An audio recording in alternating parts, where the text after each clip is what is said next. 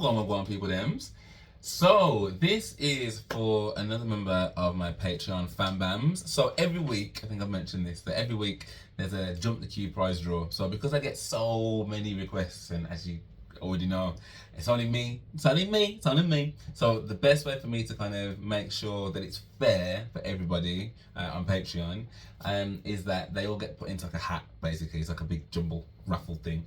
And whoever gets picked out of that hat raffle, I'm guaranteed to do their reaction request for them. So amongst all the other reaction requests that I'm doing, that one person is guaranteed that I'm definitely going to do their reaction request within a week. So the last one I've just done was for Tracy. This one is for Hypno Bob. And again, thank you. Like, some really lovely words that you've sent to me over the last week or so. So thank you very much. But your choices actually were between two people. Like, so you mentioned Annie Lennox from the Eurythmics and Gary Numan. Now, both of these are artists that like I've heard of, but don't know a single jot about either of them. I know that I'd reacted to, and I don't think I actually shared it in the end to YouTube, but I did react to Annie Lennox performing Nothing Compares to You in like, tribute for Sinead O'Connor, or the late Sinead O'Connor even. And bearing in mind that was the first kind of live performance of hers that I'd seen, and obviously she's a lot later in her musical career now than like some of the things I think you sent across here. So I was still fairly impressed by that. I thought it was quite, heart rendering. I thought it was quite, it was a tribute, wasn't it? So it was bound to be. And I don't know the connection between her and Sinead, if they were good friends, but I imagine in my mind's eye, it makes sense that they were from a similar type of era-y type. Do you know what I mean? So and a little bit alternative. So maybe they did kind of flock together. I don't know. But that's the only thing I've ever reacted to of Annie Lennox. And then Gary Numan, I couldn't even tell you a song, but I know the name. She's mad. I know the name. I don't even know what he looks like, really. In fact, let's get a picture up. That's what Gary Numan looks like. His hair is very black. Okay. I don't know what I thought he looked like, but this is not what I thought he looked like. Okay, cool. So I've now got an actual visual to work with. I mean, I'm about to see one anyway, and this song is Our Friends. Our Friends Electric. Our Friends Electric. And apparently this song was written in 1979, so very much in keeping with the same kind of time frame of my kind of Prince journey, where I am with that at the moment. And this is a live performance at Brixton Academy, so this will be interesting. You've also said as well that Gary Numan, in brackets, synth pop pioneer to industrial. So again, quite interesting, because again, I don't know anything about him. So that's really useful to kind of just give me an idea as to what kind of sounds to be expecting. But yeah, let's waste no time. Let's dig in and find out.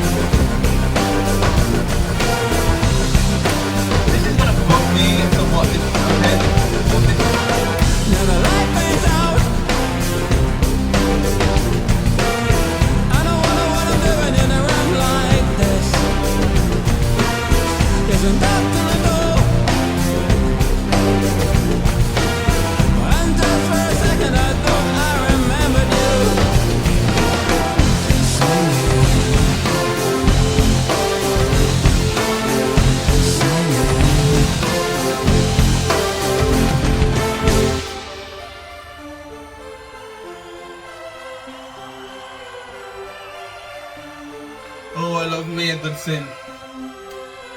So now I'm alone. Now I can think for myself. And about little deals and desk use and things that I just don't understand. Like a white lie that night, or a sly touch at times. And I don't think it meant anything to you.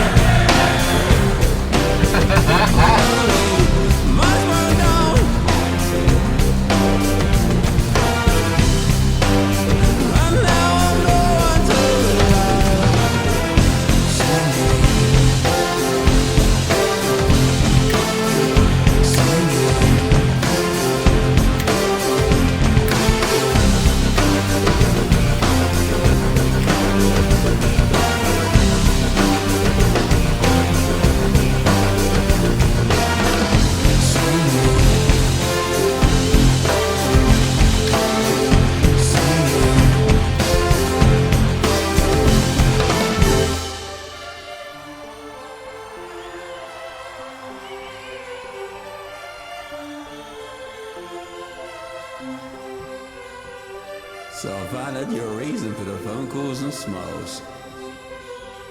That it hurts and I'm lonely, and I should never have tried.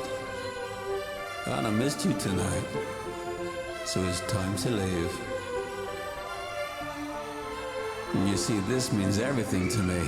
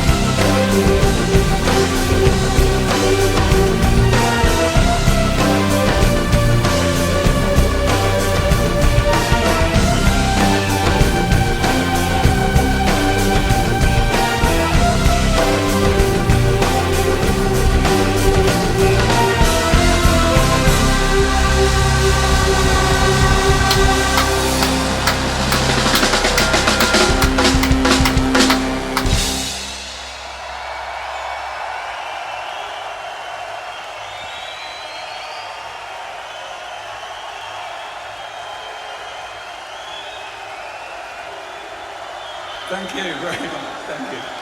Ah.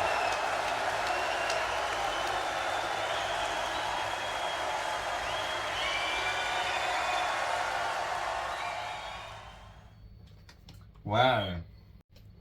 Hit no up. Thank you very much for introducing me to that, because if I'm honest, I would not have known about that at all. Is it All Saints? Is that what Gary Numan, our friend Electric, All Saints basement sessions? I've definitely, whether it's a sample or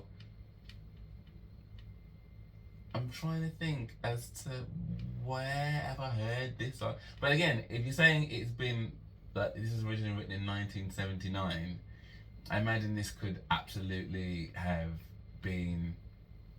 I mean, I would really like to see him performing this like at the time as well, just to kind of compare it to that. Because that was really really cool. I think the first thing for me like that stood out for as anything was the type the beat and the melody sounded similar to something I've heard before, so I'm like, where did I hear that? Was the first thing. The second thing though was it was giving me like, even though I know it was written in 1979, it was giving me kind of like what's that film called, like Cruel Intentions, like very early like 90s-y or maybe late 90s kind of those kind of movies, a bit like give you a bittersweet symphony is life, like that kind of, I know it wasn't that, but that kind of like alternative, again very synth heavy from what you said there, but like hearing those synths and stuff, it was like just very, and it's not the kind of thing that I would avidly go out and find to listen to, but if it was on, it's the kind of thing that I'll probably be bopping my head to. Does that make sense? Like, and I feel like watching that was quite cool, because I'm like, I don't think I ever would. Well, I didn't even know who he was, so I would never have found it. But the song, not only does it sound familiar, but it sounds cool. It was like giving me like, it's probably, and these are probably really poor examples, but forgive me, I'm just giving you my frame of reference to give some kind of explanation of what's going through my head. I don't know if you've seen the Batman Forever movies, and there's a scene where, is it Batman Forever? I think it's Batman Forever, the one with Poison Ivy in there, and they're in this kind of hall where Two-Face has got them in, and it's all kind of like electric lights are booming off, and there's this big dance hall thing, and I think Batman comes crashing through the ceiling of it, whatever. But like that scene, it was giving that for me, like that kind of era, that kind of music. I say that kind of, what's the name, Sarah Michelle Gellar, Ryan Philippe type of situation. Like it was just giving that it just kept screaming that in my head. For a lot of people, they'll probably be like, are you gonna sully the good name of Gary Numan with some Batman movie? But I'm just giving my frame of reference. I think the song itself is quite cool. I'm gonna need to put up the lyrics in a second just to find out exactly what he was saying. But I think the other thing that stood out for me, so not just the beat and familiarity of the song, and the vibe of the song as well, and what that was giving, but his tone and also his presence actually is really quite unique. He's got a really really cool tone. I love the fact that he's British. That's pretty sick. But I love like the actual sound that's coming out of his mouth. It's just a very different type of singing to the kind of singing that I probably listen to on a regular basis, which is like steeped in soul and R&B and gospel and like all that kind of, and all the nuances of that type of singing.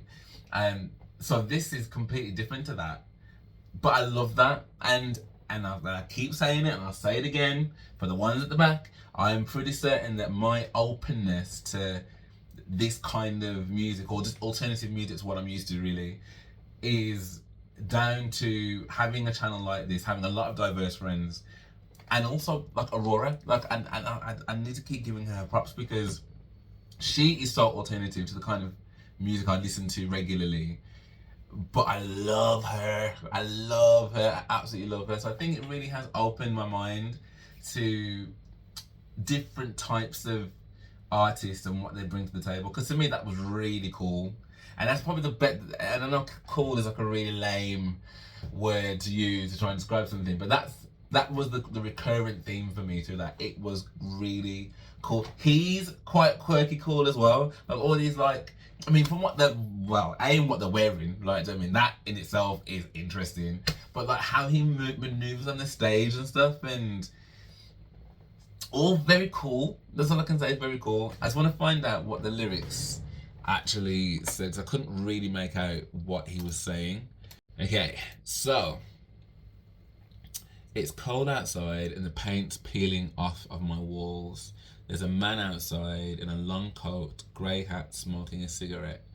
Now the light fades out and I wonder what I'm doing in a room like this. There's a knock on the door and just for a second I thought I remembered you. So now I'm alone. Now I can think for myself about little deals and SUs and things that I just don't understand, like a white lie that night, or a sly touch at times. I don't think it meant anything to you. So I'm cold outside and the paint's peeling off the walls. There's a man outside in a long coat, grey hat, smoking a cigarette. So he's the man. What does that represent? In a long coat, grey hat, smoking a cigarette. That's not like death, is it?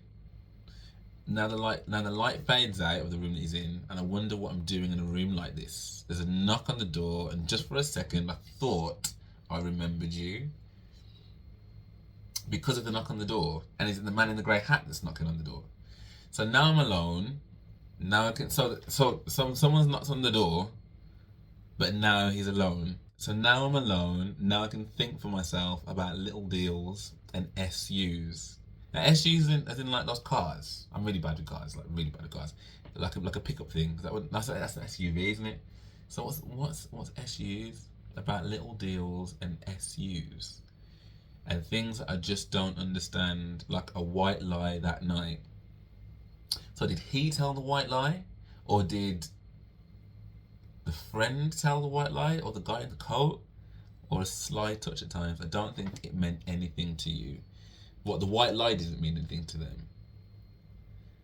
So I opened the door. It's the friend that I'd left in the hallway. Please sit down. A candlelit shadow on a wall near the bed. You know I hate to ask, but are friends electric?